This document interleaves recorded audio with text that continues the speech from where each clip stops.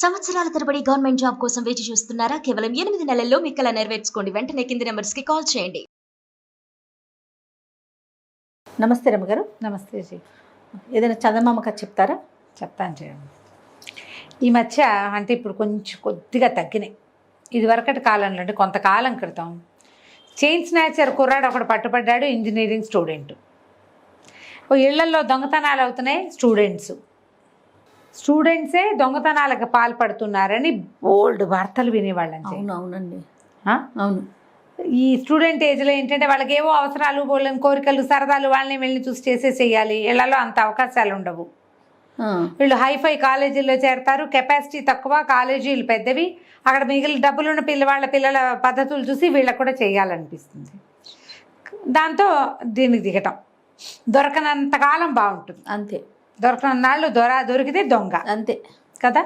ఇప్పుడు దాన్నే ప్రొఫెషన్గా తీసుకుని దొరికే వరకు చేసేవాళ్ళు ఎంతమందో ఉన్నారు. అలాంటి విషయం మీద ఈ కథ. ఓకే. ఇదేంటి అన్నిటికంటే నీచమైన వృత్తి కథ పేరే అది. పూర్వం అంటే ఒక సుమారైన ఊళ్ళో రంగిశెట్టి అని ఒక శెట్టి గారు ఉండేవాడు. ఆయనకి చక్కగా సరిపోయేది షాప్ ఏదో ఉండేది. పై ఊరు నుంచి వస్తువులు తెప్పించుకునేవాడు. ఊళ్ళో మారుబేరానికి అమ్మేవాడు. అంతేగా అలాగే చేస్తారు కదా, పల్లెటూళ్ళ నుంచి చింతపండ్లు, బెల్లాలు అవి ఇవి తెస్తే వాటిని కూడా అమ్మేవాడు. తినా కూడా సరిపోయేది వాళ్ళకి.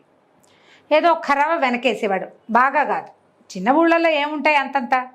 అయితే ఈయనకి రాని ఏమనిపించేది, కొంచెం తనకంటే పెద్ద వాళ్ళని చూసి, వీళ్ళంతా భలే సంపాదిస్తున్నారు, పెద్ద వ్యాపారాలు పెట్టి, పిచ్చి వ్యాపారం నేను చాలా తక్కువ సంపాదిస్తున్నాను, నాకు ఈ డబ్బులు చాలవని అనిపించేది. అయితే ఏమైంది, ఆ రోజుల్లో ఏమైందట, ఒక లక్షాధికారి ఇంట్లో దొంగలు పడ్డారు. ఎంత డబ్బు నగలు పోయినాయోట. ఈయనకి ఏమనిపించింది, వాళ్ళకి పోతే పోయినాయి కానీ పట్టుకెళ్ళిన వాడు ఒక్క రాత్రి కొట్టేశాడు కదా మొత్తం. ఈయన 10-15 ఏళ్ళ నుంచి బిజినెస్ చేసి నానా చావు చచ్చి, నానా గడ్డి గరిచి, అడ్డమైన కాళ్ళు పట్టుకుని, కడుపు కట్టుకుని, అంతేగా, అంతే సంపాదించి పెడితే వాడు తెల్లారేసరికి ఉడాయించేసాడే మొత్తము. వాడి పని బాగుంది. మనం రోజు అమ్మి అమ్మి అమ్మి అమ్మి నెల తిరిగేసరికి ఒక 100 రూపాయల కళ్ళ చూస్తున్నాం. అందులో 20-30 ఖర్చులే పోతాయి. వీడేమీ లేదు, రాత్రి వచ్చాడు, తెల్లారేసరికి గోవిందా వీడు నష్టపోయాడు కానీ వాడు లాభపడ్డాడు. అది బాగుంది అనిపించింది. ఓకే. దాంట్లో ఉన్న రిస్కులు ఆలోచన లేదు. సరే ఎట్టగైనా దొంగతనం నేర్చుకోవాలి అనిపించేది ఈ రంగిశెట్టికి.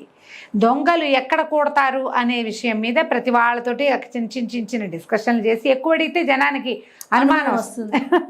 మెల్లిగా కనుక్కున్నాడు. ఊరి చివర ఒక పురాతన పాడుబడిన శివాలయం ఉంది. కార్తీక మాసంలో తప్పిస్తే మామూలుగా ఎవరు ఆ గుడికి వెళ్ళారు. అది ఎక్కడో ఉంది ఊరి చివర. అక్కడ దొంగలు కబుర్లు చెప్పుకుంటారు, అంటే సమావేశం అవుతారని కలుస్తారు, అందరూ కలుస్తారు. సరే ఈయన ఏం చేసేవాడు, రోజు పోయి అక్కడ పడుకునేవాడు, అక్కడ కూర్చునేవాడు. కొంచెం నడివేసి వచ్చేసరికల్లా మగవాళ్ళు ఇళ్లలో పడుకోవటాలు, తలుపులేసి పడుకోవటాలు ఉండవు. పిల్లలు భార్యలు లోపల పడుకునేవాళ్ళు, ఇతను వాకిట్లో పడుకునేవాడు. వాకిట్లో నుంచి లేచి వచ్చేసేవాడు. ఈయన ఎక్కడికి వెళ్ళాడు ఇంట్లో వాళ్ళకి తెలియదు, ఊళ్ళో వాళ్ళకి తెలియదు. పోయి ఆ శివాలయం గట్టు మీద ఓ పక్కన కూర్చుని ఉండేవాడు. మెల్లిగా నిద్ర పట్టేది చల్లగాలికి మెలకుగా ఉండి చూస్తూ ఉండేవాడు. అయితే ఒకనాటి రాత్రి కొంతమంది దొంగలు మాట్లాడుకుంటున్నారు. విన్నాడు బాగా. వాళ్ళు ఎంత సాహసోపేతమైన వృత్తో అర్థమైంది. ఊరికే కొట్టుకెళ్ళిపోవటం కాదు, ఎన్ని చూడాలో వాళ్ళు. కుక్కలు వెంట పడకూడదు, నక్కలు వెంట పడకూడదు, ముసలమ్మలు ఎవరు మెలకుగా ఉండకూడదు, ఏ రోడ్డు మీద దొంగతనం చేస్తారో ఆ రోడ్డు మీద జనాలు ఎవరు బయట పడుకోకూడదు, ఆ రోడ్డు మీద దీపాలు ఉండకూడదు, కొన్నిళ్ళకి తాళాలు ఉండవు. ఎంత అబ్జర్వేషన్, చాలా సైన్స్ ఉంది ఇందులో అనుకున్నాడు. అయితే ఏమైంది, రోజు వెళ్ళేవాడు. రోజు ఏవో 2-3 రోజులు వరుసగా మాట్లాడుకున్నారు, వింటున్నాడు. ఒకనాటి రాత్రి వెళ్ళేసరికల్లా ఒక 2 దొంగలు వచ్చారు అక్కడికి. ఒక కావిడ వేసుకుని వచ్చారు. కావిడ అంటే తెలుసు కదా, ఒక బద్ద ఉండి 2 పక్కల ఇట్లా ఉట్లు లాంటివి ఉంటాయి. వచ్చి కావిళ్ళు వేసుకుని వచ్చారు. చూసి అటు ఇటు చూసి మాట్లాడుకుంటూ అక్కడ కూర్చుని ఉండే ఈయన చూసి, ఏమో రోజు ఇక్కడే కనపడతావు, మాతో వస్తావా అని అడిగారు. ఇది కావాల్సిందేంటి, వాళ్ళతో వెళ్ళి ప్రాక్టికల్ నాలెడ్జ్ చూడాలని అనుకుంటున్నాడు.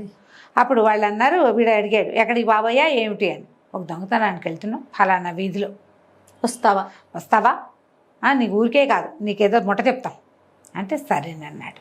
నువ్వేం చేస్తావు అని వాళ్ళు అడగల. ప్రతిరోజు ఊరి చివరి వచ్చి పడుకునేవాడు, అవకాశం కోసమే పడుకున్నాడు అనుకున్నారు వాళ్ళు.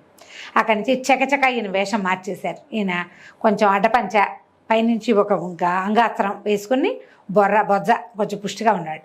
వీళ్ళు ఏం చేశారు, ఆయన పంచె లుంగీలా ఉన్న పంచెని మడతపెట్టి కట్టించి ఎగ్గట్టించి గోచి పెట్టారు. ఒకటి తలకో పాగా పెట్టారు. మొహానికి కొంచెం లైట్గా మసి పూసారు. ఓ చిన్న గడ్డం అంటించారు. ఓ బొట్టు ఒకటి పెట్టారు. నా భార్య కూడా గుర్తుపట్టలేదు, వెలుదుప్పల దగ్గర భలే చేశారే అన్నాడు. ఒక బాణాకర్ర ఇచ్చి అన్ని బెల్లం ముద్దలు, ఇంతంత చిన్న చిన్న ముద్దలు చేతులు పెట్టారు. బెల్లం పట్టుకెళ్తున్నారు వాళ్ళు. ఓహో, ఈ బెల్లం ఎందుకండి అన్నాడు. బెల్లం ఎందుకంటే ఏ కుక్కలో వెంబడబడతాయి, వాటికి పెట్టడం, బెల్లం వేస్తే ఆగుతాయి, బెల్లం ఉండాలి చేతిలో అని చెప్పారు.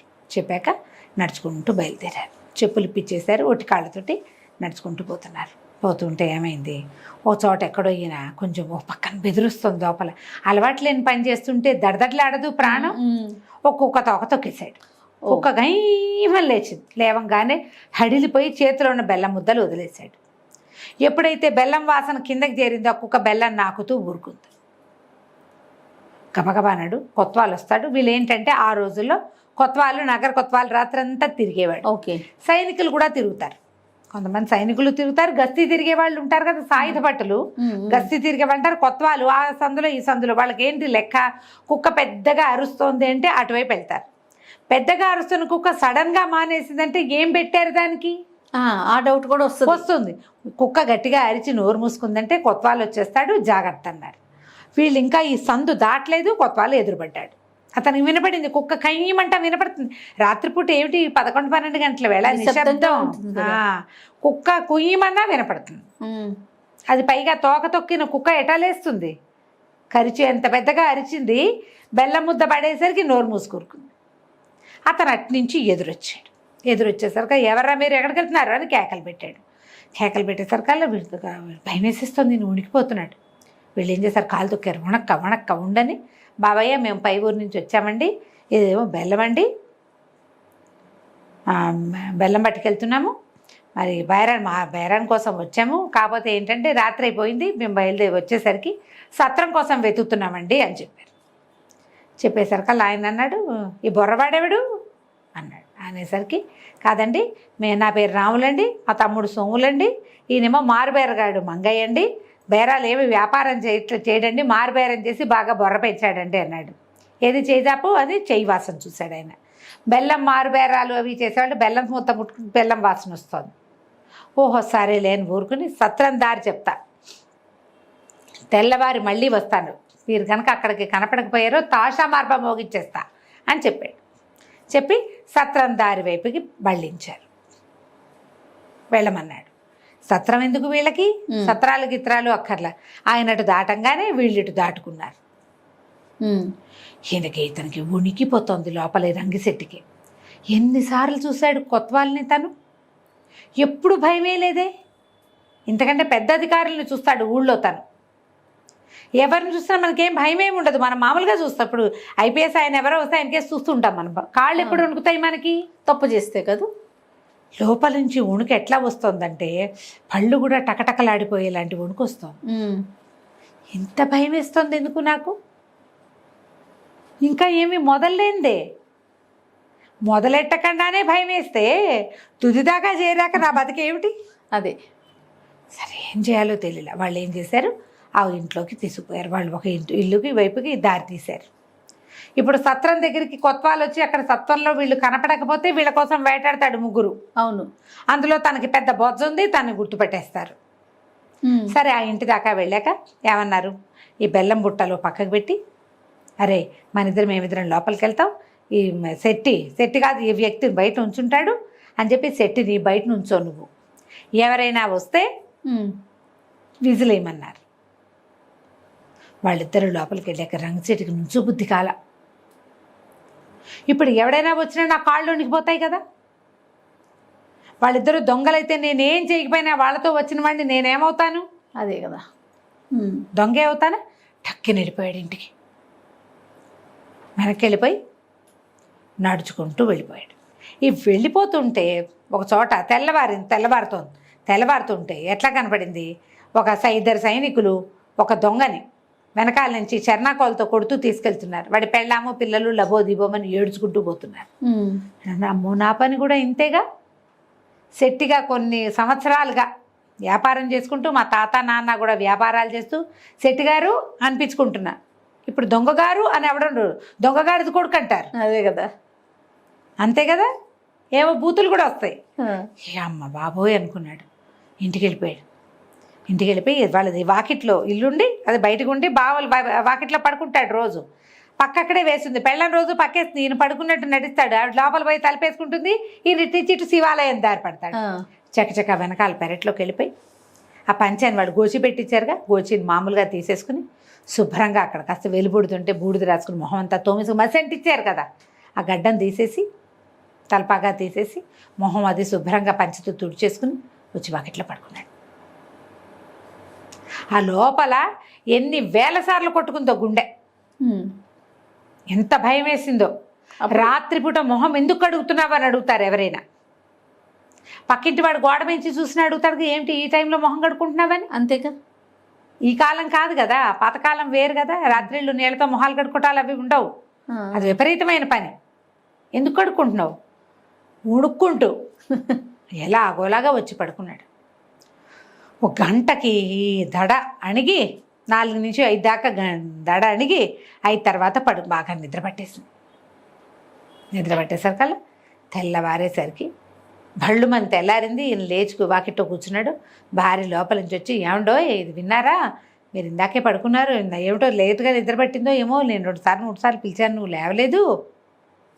మరి కొత్త వాళ్ళట ఏదో సత్రం దగ్గర 2 దొంగ వాళ్ళని వెంబడించట, కత్తులతో పొడిచి చంపేశారటండి, రైతులు అని చెప్పారట అని చెప్పింది. ఊరంతా చెప్పుకుంటున్నారు పొద్దున్నే తెల్లారేసరికి. ఎక్కడ ఉంటే మన రంగిశెట్టి సంగతి ఏమయ్యేది. అంతేగా. దండం పెట్టుకున్నాడు. మనం ఏ వృత్తి చేసుకుంటున్నామో దాంట్లో ఇంకొంచెం బాగా చేసుకోవాలి, కానీ ఈజీగా వస్తుందని దేనికోసమైనా వెళ్ళొచ్చా? అన్నిటికంటే నీచమైన వృత్తి దొంగతనమే. నువ్వేం చేస్తావు? పరాయి వాడి కళ, వాడి ఆశ, వాడి జీవితం నాశనం, వాడి సంపాదన అంతా తీసుకుంటావు. దాంతోపాటు నువ్వు ఇంకోటి ఏం తీసుకుంటావు? వాడి ఏడుపు, వాడి తిట్లు, వాడి శాపనార్థాలు, వాడు బతుకంతా తిడతాడు నేను. అవును, ఈ డబ్బులతో పాటు దాన్ని మోసుకుంటాం కదా మనం జీవితాంతం. అంతేగా. ఈ సూత్రాలు లాగేస్తారు మెళ్ళో ఇంచి. ఎంత బాధపడతారు జయ ఆడవాళ్ళు. సొంతమ్మ మెళ్ళ సూత్రాలు లాగలరా ఎవరైనా? ఎంత ఉసురు కదా, వాళ్ళ ఉసురు తగిలిపోతుంది కదా మనకి. దొంగతనం అంత చెడ్డది ఇంకొకటి లేదు, నా వ్యాపారమే మంచిది అని తెలుసుకున్నాడు. అని తెలుసుకుని ఆ తర్వాత ఎప్పుడు తేలికపాటి వృత్తులు, తేలిగ్గా డబ్బులు సంపాదించడం ఎలా, ఇంకొంచెం సంపాదించడం ఎలా అని ఏనాడు ఆలోచించలే. కథ కంచికి మనం ఇంటికి. చాలా బాగుంది రమ్మగారు. నమస్తే. నమస్తే జయ. సుమన్ టీవీలో మీ పర్సనల్ అండ్ బిజినెస్ ప్రమోషన్స్ కోసం కింది నెంబర్కి కాంటాక్ట్ చేయండి.